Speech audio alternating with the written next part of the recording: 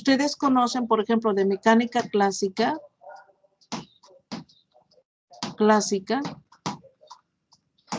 ustedes dicen, ¿se acuerdan de cuál es la fuerza entre dos cuerpos con masa? ¿Alguien se acuerda?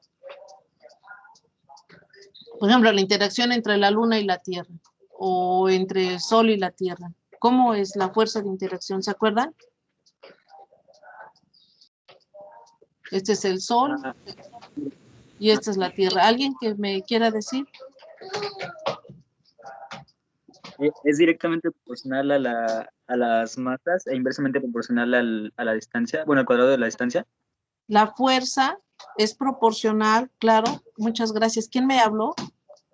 Yo, Alan. ¿Alan? Sí. Muchas gracias. Tienes razón, muchas gracias. Es el producto de las masas entre la distancia de separación, pero esa distancia es al cuadrado. Entonces, lo que ustedes aprendieron es, bueno, ponen una línea recta que conecte a esos dos objetos, la voy a medir de centro a centro, y esta es mi distancia, ¿sí? Es mi distancia. Ahora, la fuerza gravitacional normalmente se dice que es atractiva, ¿sí? Por ejemplo, debido a esa fuerza atractiva, el Sol es redondo, los planetas son más o menos redondos, ¿verdad? Más o menos esféricos. No son cubos, ¿verdad? No, ustedes no observan que los planetas tengan una forma de cubo, ¿no? Se ven redonditos, ¿verdad? Todo eso es por la interacción gravitacional. Y la distancia es la distancia de separación entre los dos objetos. Esta fuerza yo la puedo quitar, esta constante de proporcionalidad, si meto la constante. En su curso de mecánica aprendieron a ponerle G y va como M1 por M2 sobre la distancia al cuadrado, ¿verdad? O sea, ahora, esta fuerza es atractiva. Le vamos a llamar al Sol la partícula 1 y a la Tierra la partícula 2 y va en dirección atractiva. Esta sería la fuerza que siente el Sol debido a la Tierra. Y esta sería la fuerza sobre la línea que las une, es la fuerza que siente la Tierra debido al Sol, ¿verdad? Por tercera ley de Newton, la fuerza es igual en magnitud, pero de sentido opuesto, ¿verdad? Eso ya ustedes lo tienen claro. Ahora, esta fuerza entonces es atractiva. Si yo soltara, si tengo dos objetos masivos y los suelto, ellos se van a ver atraídos. Eso es lo que me dice esta fuerza. Ahora, en el caso electromagnético, la fuerza tiene la misma forma. Voy a tener dos partículas cargadas. Acá estoy exagerando poniendo estos círculos. Realmente las partículas no las voy a ver como un objeto, ahorita mismo que estamos iniciando, como un objeto con una cierta geometría. La vamos a imaginar como si fuera un punto. Y vamos a tener dos partículas cargadas, una con carga Q1 y una con carga Q2. Y ellas van a interactuar. ¿Cómo interactúan? En una ecuación muy parecida a esta. Debo de pintar la línea que las conecta. ¿Sí? Y la fuerza va a ser proporcional ahora al producto de las cargas entre la distancia de separación también al cuadrado. Tienen la misma forma, la fuerza eléctrica y la fuerza gravitacional. Y aparece una constante, ahorita les anoto el valor de la constante. Va el producto de las cargas entre la distancia al cuadrado. Pero ahora tengo un detalle. Ustedes saben que hay cargas positivas. Con Q voy a representar lo que es la carga eléctrica. Ahorita anoto los valores numéricos. Pero tenemos dos posibilidades. Una carga puede ser positiva y otra carga puede ser negativa. Por ejemplo, los electrones son de carga negativa. Los protones son de carga positiva. Pero tenemos también partículas neutras de carga. Por ejemplo, los neutrones, ¿no? Los neutrones son partículas que no tienen carga eléctrica. Bueno, entonces como ahora tengo estas dos posibilidades de que tengo una carga positiva y una carga negativa, supongamos que Q1 fuera positiva y que Q2 fuera negativa. Entonces, a ustedes se les ha dicho que cuando las partículas son de signos opuestos, se ven atraídas, ¿verdad? En la prepa, en la secundaria se les ha dicho esto.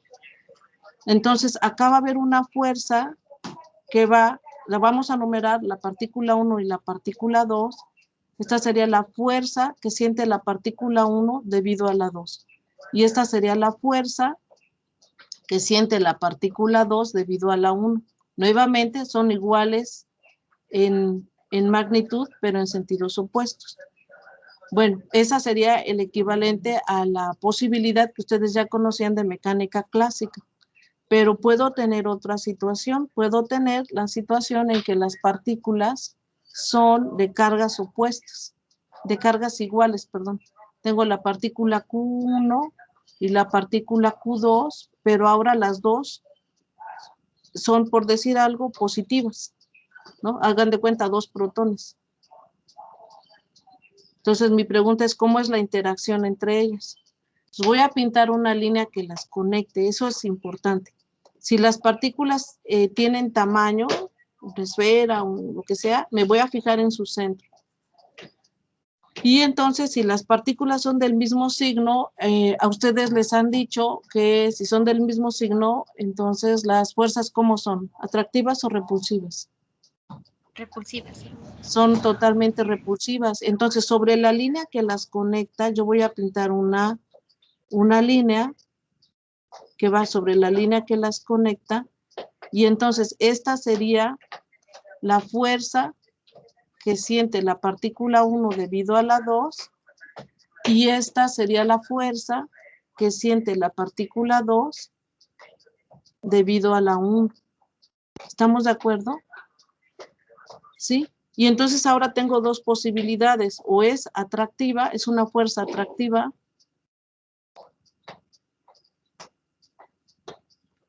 o es una fuerza repulsiva.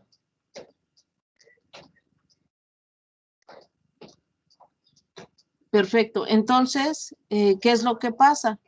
Que yo necesito pintar, esta fuerza tiene un carácter vectorial, porque ahora en el caso gravitacional ocurre en la línea, la fuerza ocurre en la línea que conecta las partículas, pero ahora, aparte de que ocurre en la línea que las conecta, tengo estas dos posibilidades, o atractiva o repulsiva.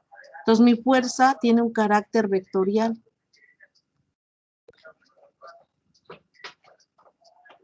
Ahora, esta siempre va, el producto de las cargas entre la distancia al cuadrado, exactamente como iba el caso gravitacional. Esta acá, si están en CGS,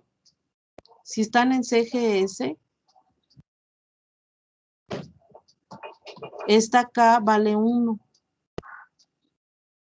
¿Sí? Si están en CGS. Si están en MKS, esta acá vale distinta de 1. La tenemos que calcular. Es un número. ¿Sí? Pero como este es un vector, acá me hace falta poner un vector unitario. ¿Sí? ¿Por qué? Porque tengo, ¿de dónde me sale? O sea, las fuerzas tiene carácter vectorial. El detalle es que tengo que decidir en qué dirección ocurre este vector unitario. ¿Cómo lo voy a decidir?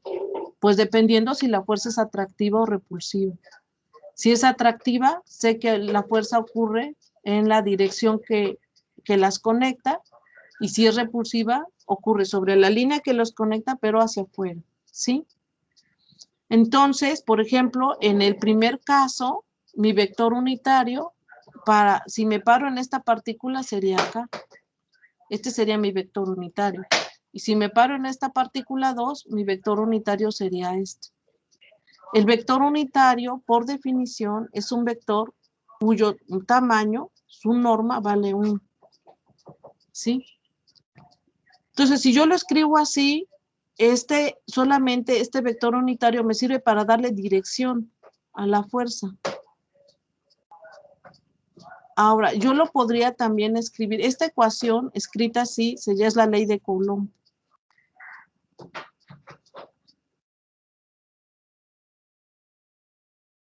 Esa es la ley de Coulomb. ¿Sí? Mañana que tenemos la clase, la vamos a ir calculando con calma algunas cosas. Ahora, lo que quiero apuntar es lo siguiente. Como ahora sí es fundamental saber la dirección de la fuerza, bueno, el primer concepto que ustedes ya conocen, pues es todo lo que vamos a calcular es a través de vectores. Por ejemplo, ahorita en el video que mostró el doctor Manuel, donde se ve que este foco incandesce cuando lo acerco al embobinado debido a ese campo magnético, pues él nunca les dijo que hay campos magnéticos, pues son vectores ni nada de eso, ¿no? Sin embargo, la notación formal requiere que todo eso se calcula a través de vectores. Entonces, ¿qué es un vector? ¿Alguien me puede decir qué es un vector? ¿Cuál es su definición? ¿Qué entienden por un vector? Es una magnitud. ¿Alguien más? ¿Sí? ¿Tiene magnitud? Lo que es un objeto matemático que presenta magnitud y dirección. Sí, eso tiene. No sé si este vector es eso que me acaban de hacer favor de comentar, es un objeto que tiene magnitud y tiene una dirección. Por ejemplo, acá, en este vector unitario, la dirección es si va para adentro del vector, pero en esta dirección o en esta dirección. O si va hacia afuera en esta dirección o en esta dirección. Bueno, entonces uno dice, bueno, ¿cómo mido la dirección? Hay unos libros que todavía dicen que tiene magnitud, dirección y sentido. Ahora hay algunos libros que se refieren al sentido. Bueno, el sentido queda inmerso cuando yo digo la dirección, porque ¿cómo le vamos a hacer? Lo que vamos a hacer es, imaginen, pinto acá una línea horizontal y acá se me forma un ángulo. Se me forma un ángulo. Entonces, este ángulo lo voy a medir, si este eje le llamo X, lo voy a medir hacia acá y yo puedo saber qué ángulo tiene. Y si yo pinto una línea en en la partícula de abajo, si yo pinto una línea, el ángulo lo voy a medir desde el eje horizontal siempre. Lo puedo medir, yo lo puedo medir desde donde yo quiera, pero a mí me conviene medirlo desde el eje horizontal. Entonces, por ejemplo, acá el ángulo sería todo esto. El ángulo sería todo esto. ¿Sí? Y este sería mi ángulo teta. Entonces, cuando yo digo el vector tiene tal dirección, estoy diciendo a qué ángulo se encuentra respecto a un sistema de coordenadas. Entonces, el término sentido queda inmerso en la dirección. O sea, vamos a simplemente decir que un vector es un objeto que tiene magnitud y dirección. Pero como tiene dirección, requiere un ángulo. Entonces, todo lo que vamos a calcular, como todo se calcula de manera vectorial, vamos a tener que meter los ángulos. ¿Qué es lo que vamos a hacer? Con esto vamos a empezar mañana y es parte de lo que tenemos que hacer. Voy a pintar, eso lo hacemos mañana con calma, de ahí voy a arrancar. Vamos a pintar un sistema de coordenadas. Esto ustedes ya lo conocen de sus cursos anteriores. A este sistema de coordenadas le voy a pintar un vector. Por ejemplo, acá yo pinto este vector. Y le voy a poner nombres, siempre le voy a poner nombres. Voy a elegir que en la dirección horizontal le llamo X y en la dirección vertical le llamo Y. Y le voy a poner R, es mi vector R. Y está a un cierto ángulo teta, ¿sí? ¿Qué teta? ¿En qué orientación está este vector? Por ejemplo, para este segundo diagrama, si la fuerza va para por ejemplo, para este segundo diagrama, si la fuerza es esta, mi vector unitario es este. Este sería mi vector unitario. Pero para este otro vector, mi vector unitario sería este. Entonces, el vector unitario me está diciendo en qué dirección se encuentra el vector. Pero esto ustedes ya lo manejan. Este vector R lo puedo descomponer como con dos partes. Uno que tiene Rx y una componente que tiene R de Y, ¿verdad? Rx va en la dirección horizontal y Ry en la dirección vertical. Y entonces este vector R lo puedo sumar lo puedo encontrar como la suma de dos vectores. Un vector que descansa sobre la dirección X y otro vector que descansa sobre la dirección Y. Entonces, el vector R lo puedo formar como R de XY más R de YJ. Y está en dos dimensiones y está en coordenadas cartesianas. ¿Verdad? Ya lo manejan bien. ¿Verdad? Pero lo puedo escribir en coordenadas polares. ¿Sí? Y ya, entonces, por ejemplo, acá yo veo que hay un ángulo rectángulo. ¿Sí? Entonces, por ejemplo, ya con esto, ahorita terminamos, ya con esto continuamos mañana. Nada más quiero que vean este ángulo. Este triángulo rectángulo que tengo acá. Les pediría que me digan cuál es el coseno del ángulo teta. El coseno de teta, por definición, ¿se acuerdan cuánto es? El coseno de teta sería el cateto, ¿qué? Adyacente, ¿verdad? Cateto adyacente sobre la hipotenusa. ¿Y el adyacente cuál es?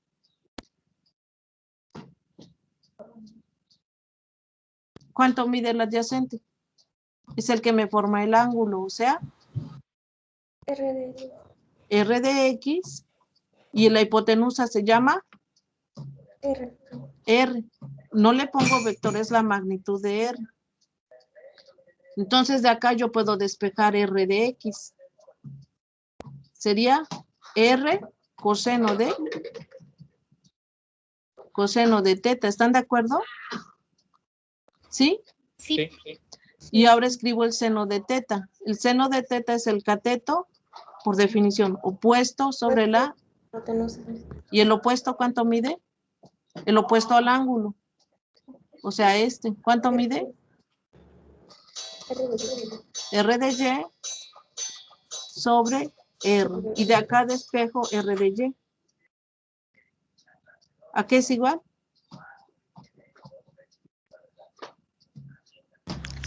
A R por el seno del ángulo. R por el seno de teta. Entonces, si ya conozco esto, lo sustituyo acá. Entonces, mi vector R, ya con esto terminamos. Lo puedo escribir en cartesianas, ¿qué es esto? Pero también lo puedo escribir, en lugar de poner R de X, pongo R coseno de teta. Y más, en lugar de R de Y, pongo R seno de teta J. ¿Qué es Y? Y es el vector unitario que va sobre el eje de las X y mide de tamaño 1. Y J es el vector unitario que va sobre el eje de las Y. ¿Sí? Y tienen magnitud 1. Y estos vectores son iguales, es el mismo vector. La diferencia es cómo lo tengo escrito. Este está en coordenadas cartesianas y este vector está en coordenadas polares.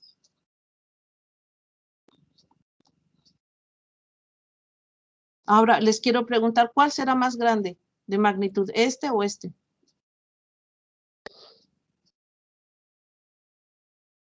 ¿Qué vector será más grande en tamaño?